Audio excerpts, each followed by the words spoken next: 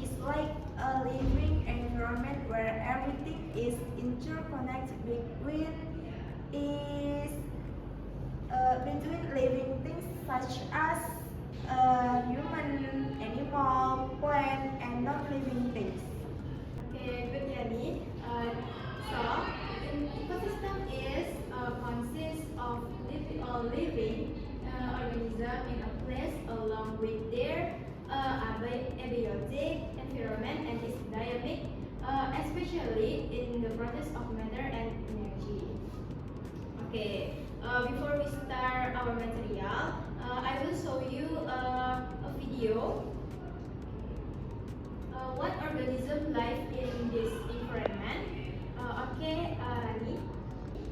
This video there are there's water and air. Many organisms live in this environment.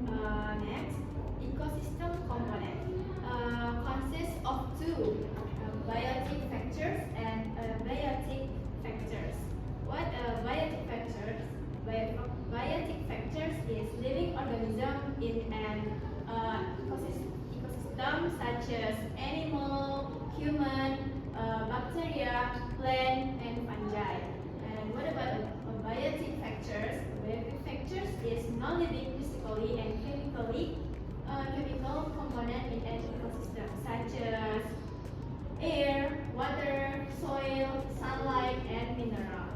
We start our material. The first material is biogeochemical cycles.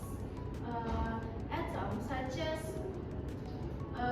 carbon and oxygen are realized through biogeochemical cycles involving biological and geological process and occurs ecosystem boundaries to global scales, divided into carbon, water, nitrogen, and phosphorus.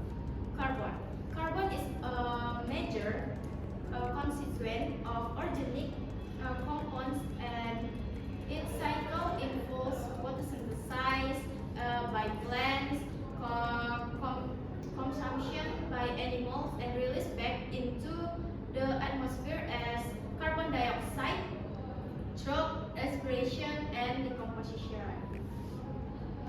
What about water? Water is essential for our life, and its cycle involves evaporation, transpiration, and condensation, and precipitation. Groundwater or aquifers are the main source of fresh water on land, but are often exploited beyond their capacity to be replenished. And the next is nitrogen. Nitrogen is an essential component of protein and nucleic acid, but also the atmosphere contains large amount of nitrogen. Only certain microbes can convert it into form that can be used by other organisms through nitrogen fixation, nitrification, and denitrification. Okay, and the last is phosphorus.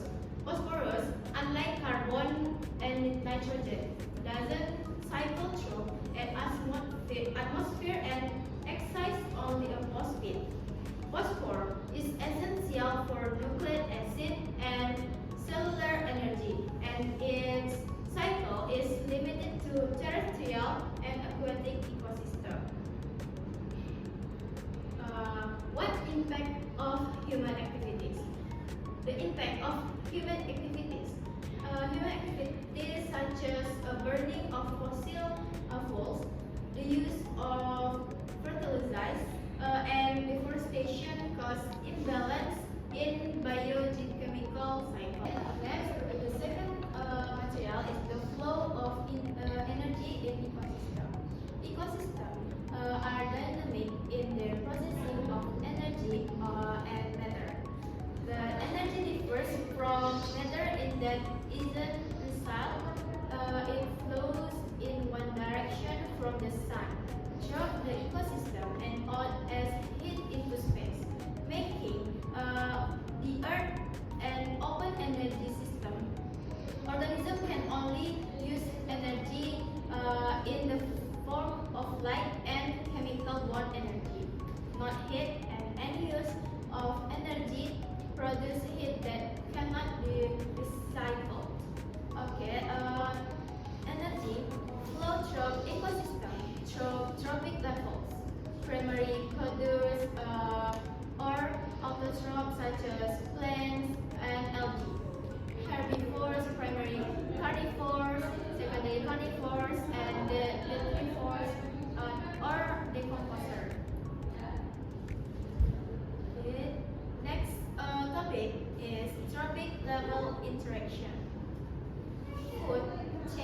allow species and one trophic level to influence more than one of trophic level.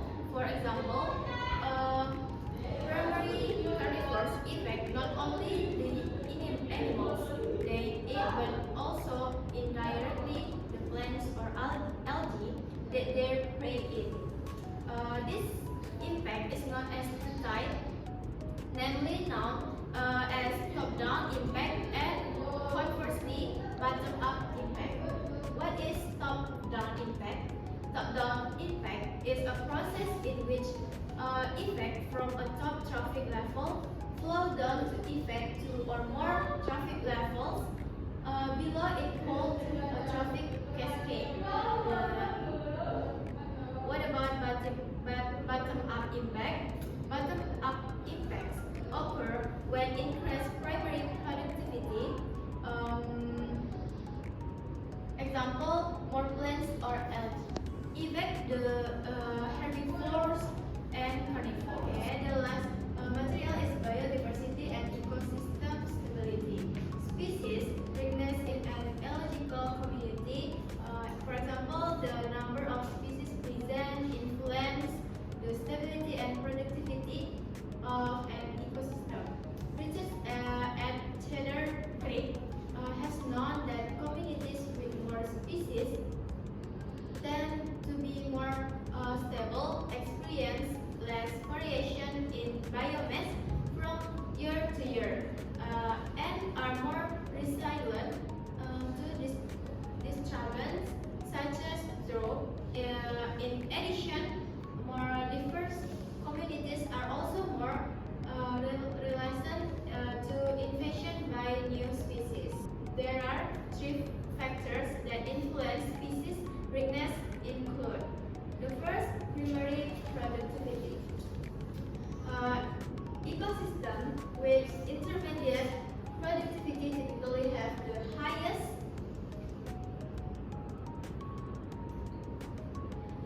There are four factors that influence species richness include: the first, primary productivity.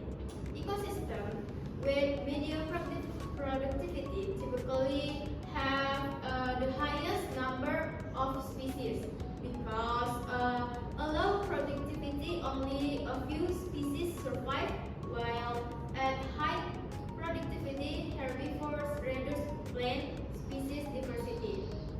And second, habitat heterogeneity.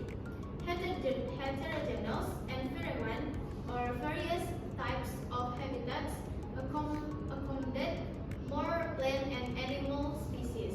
And the last, climate factors. More stable climate tend to favor specialization and diversity.